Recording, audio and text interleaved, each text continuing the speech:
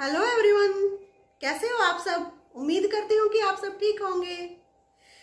कई बार होता क्या है, इंसान है ना जो, वो उसके पास जो है उसमें खुश नहीं होता।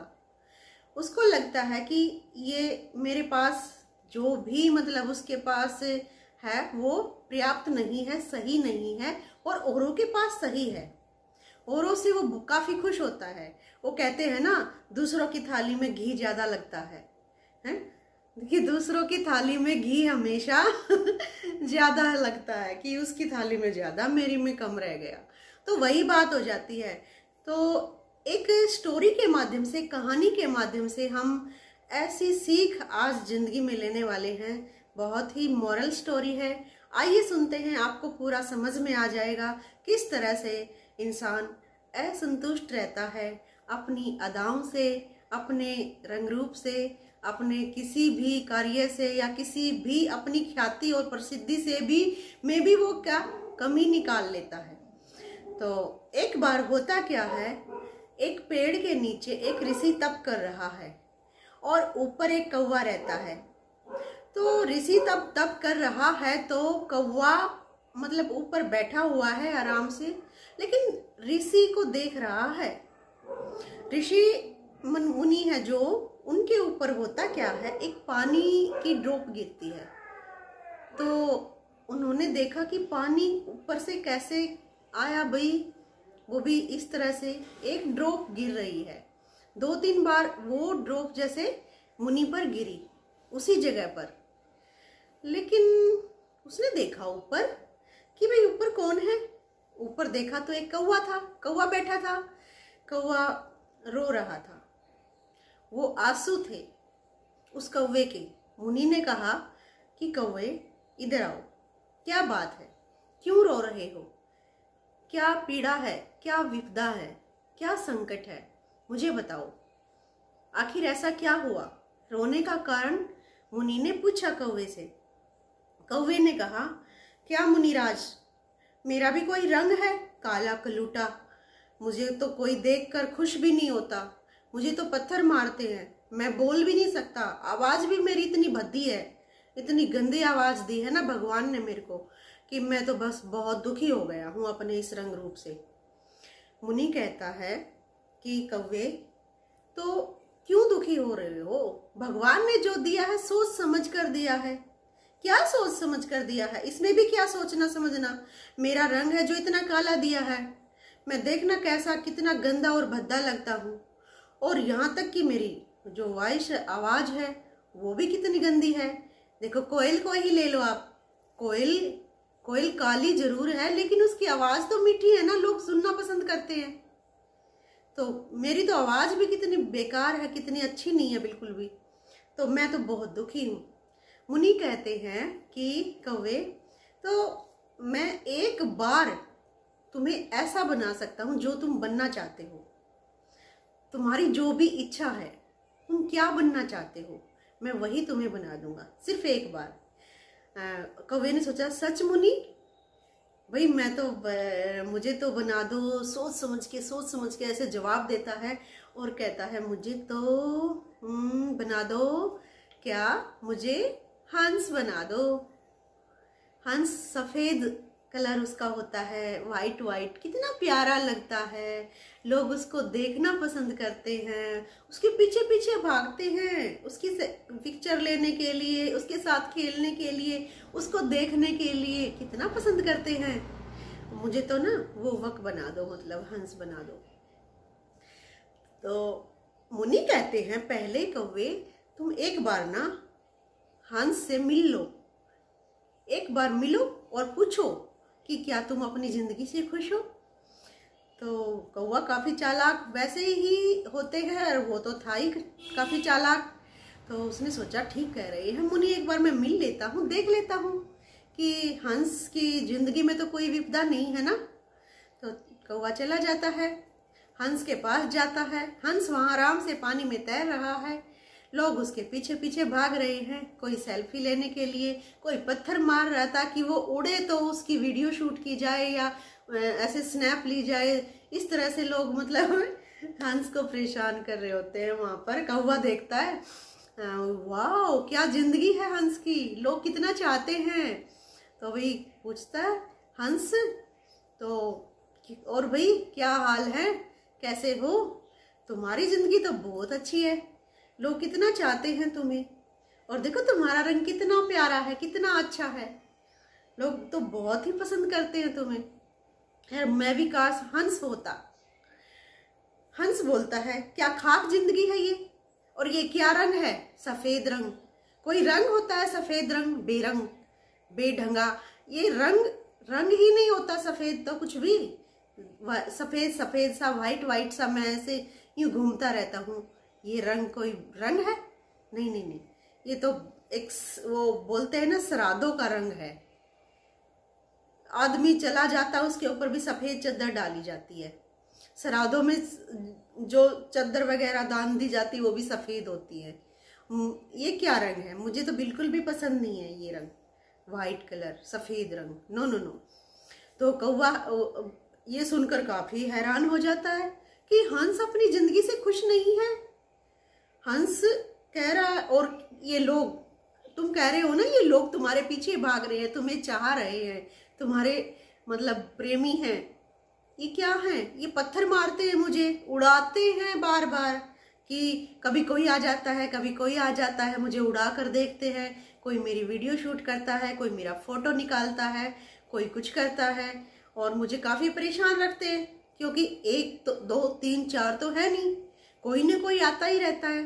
तो मेरी जिंदगी क्या जिंदगी है, मैं आराम से सो नहीं सकता, बैठ नहीं सकता, खा नहीं सकता, बस लोगों के पत्थर खाते रहो, उड़ उड़ के दिखाते रहो। उन क्या जिंदगी, क्या लाइफ है ये, ना ना, ये रंग बेरंग मुझे बिल्कुल भी पसंद नहीं है।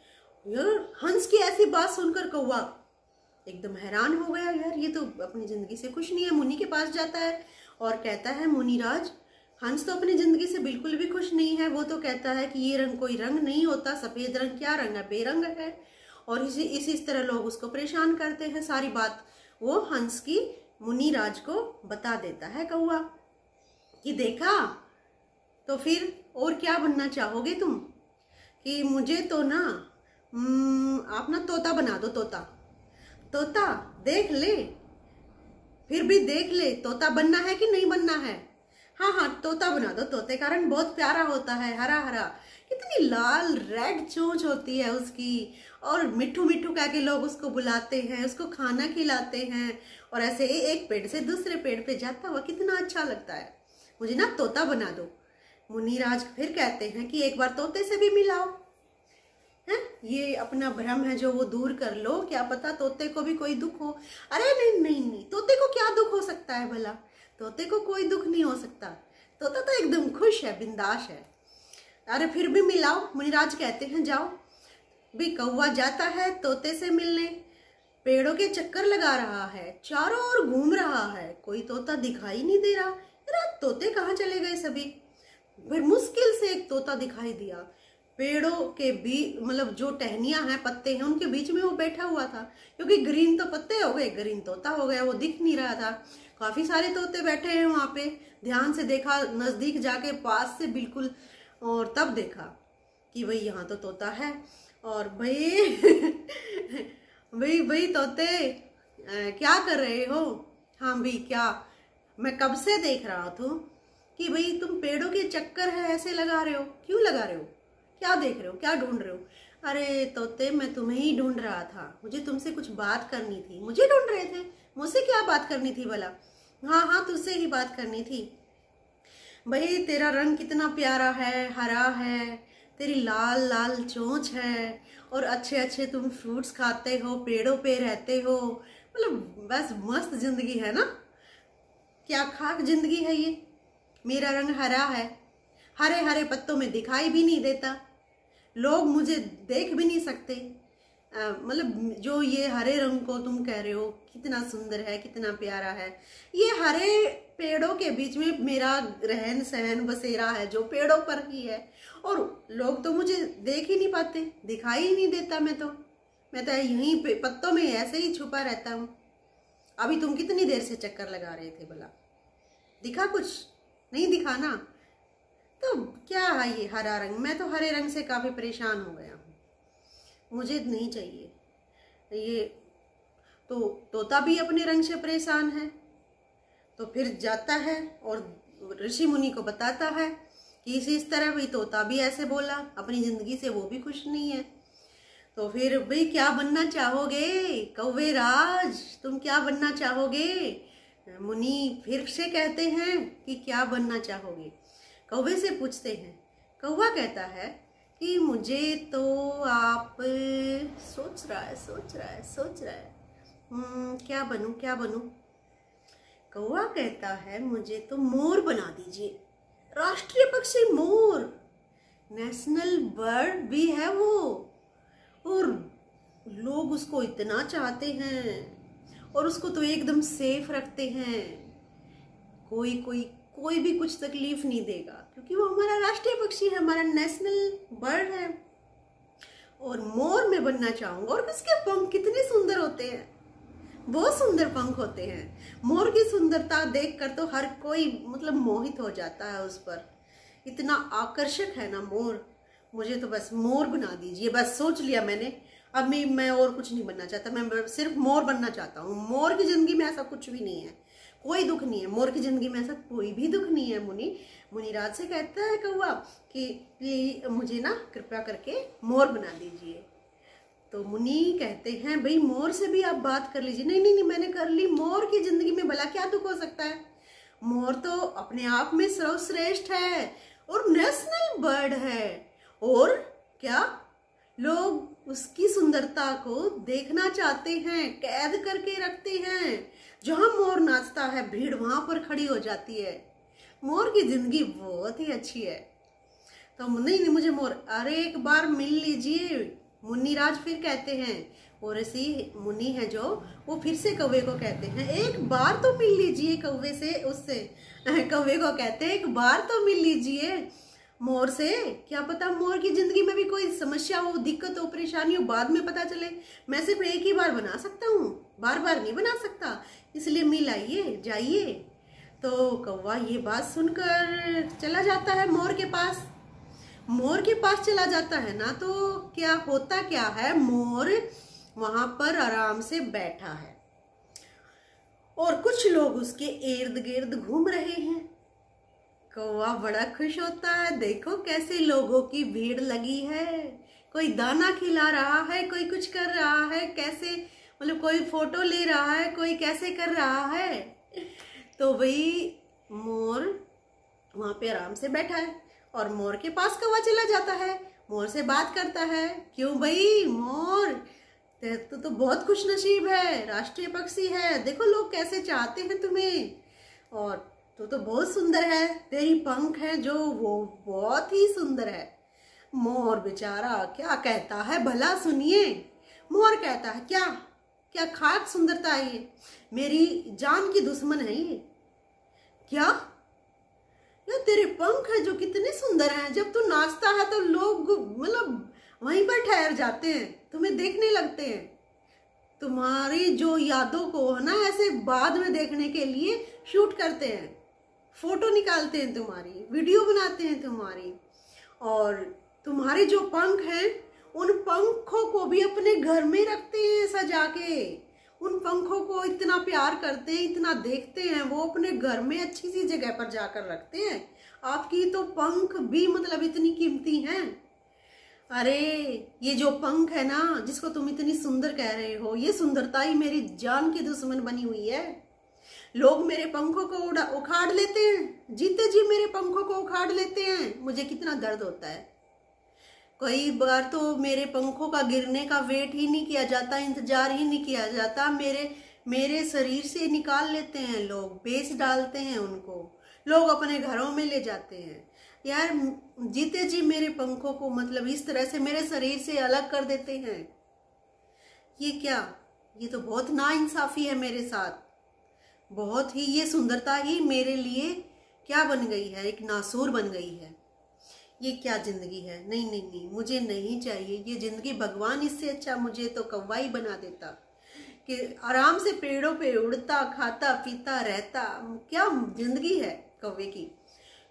अरे कौवा ये सुनकर तो बड़ा मतलब ये होता है यार, ये मोर भी दुखी है, अपनी लाइफ से, अपनी जिंदगी से, और उल्टा मुझे मेरी जिंदगी को ही अच्छा बता रहा है।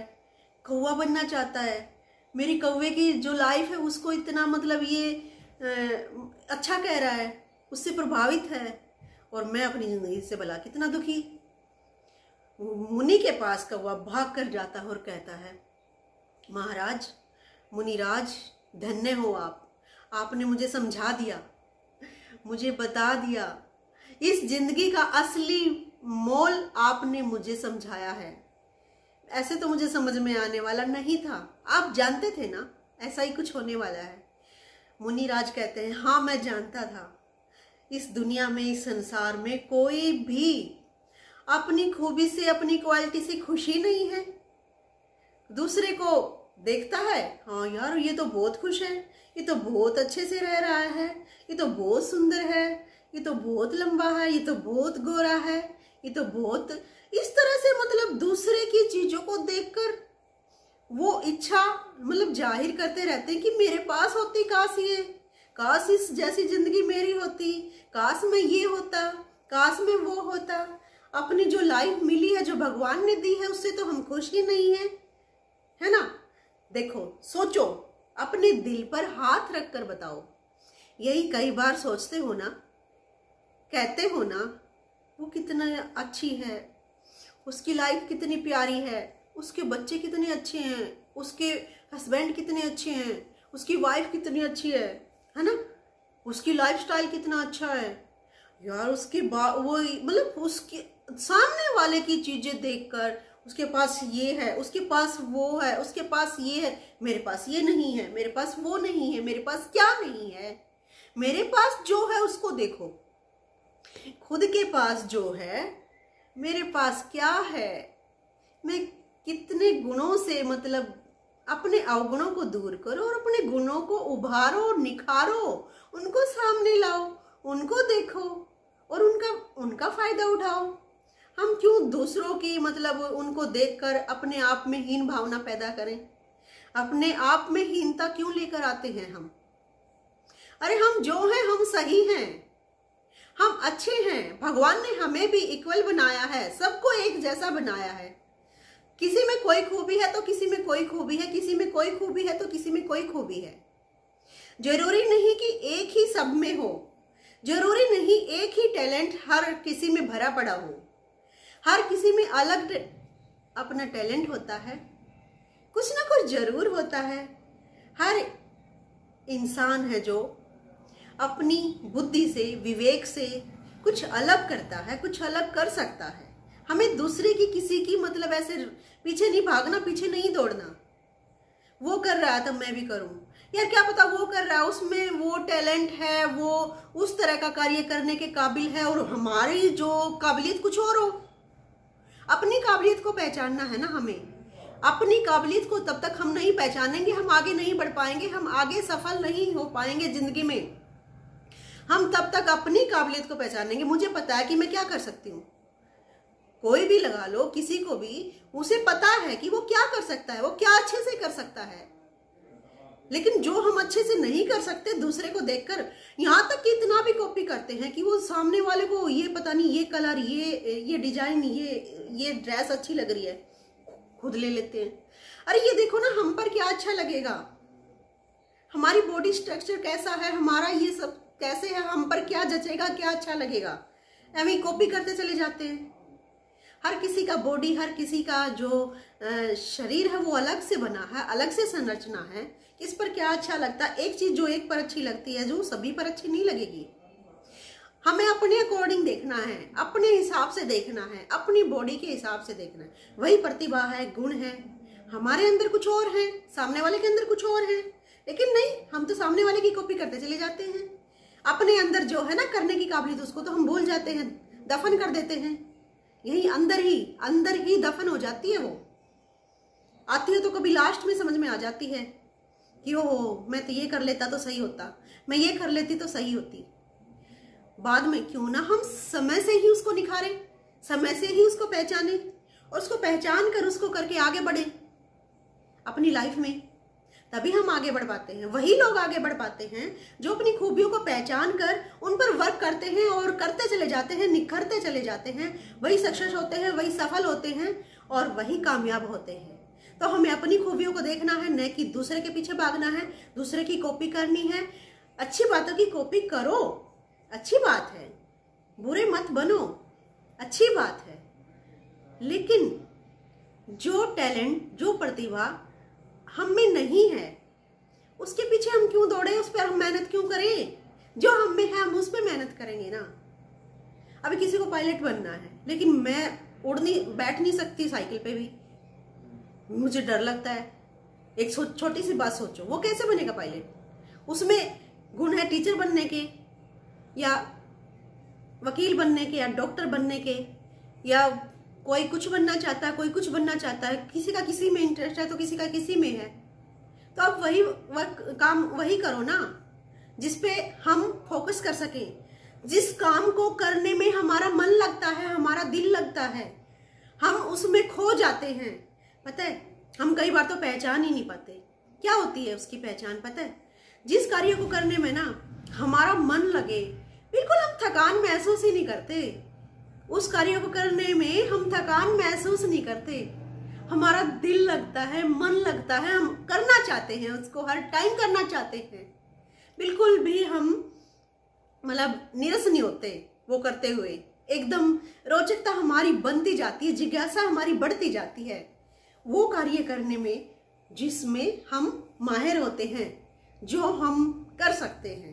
तो वही करना चाहिए, हमें किसी की कॉपी नहीं करनी। भाई सामने वाला इंजीनियर बन रहा है और तो मैं पेरेंट्स ने कह दिया, या फिर रिश्तेदार ने कह दिया, या पड़ोसी ने कह दिया, या किसी और ने कह दिया कि नहीं नहीं तुम अपने बेटे को वही करवाओ, तुम अपनी बेटी को वही करवाओ। अरे भैया, बेटी करना नहीं चाहती, इंजीनियर बनना नहीं चाहती, तो फिर क्या?